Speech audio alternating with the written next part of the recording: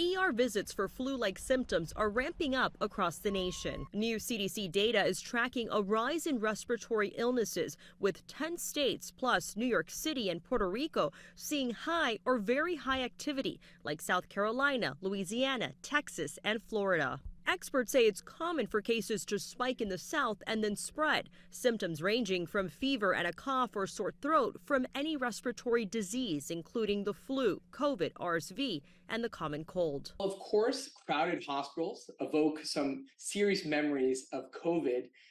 This is not unexpected, given that we are in respiratory virus season and we have reduced immunity as a result of years of lockdowns. Capacity at U.S. hospitals remains stable right now. However, concern in China, where there are scenes of overcrowded hospitals. Health officials say the infections in China are driven by known pathogens and insist they are not detecting any new virus like the world saw with COVID. China recently easing COVID restrictions. Due to the arrival of the winter season, the increasing trend in respiratory illness is expected.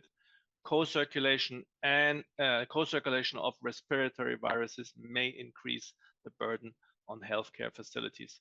The World Health Organization says since mid-October, they're monitoring data showing an increase in respiratory illness in children in northern China. The reported symptoms common to several respiratory diseases that the U.S. experienced last cold and flu season.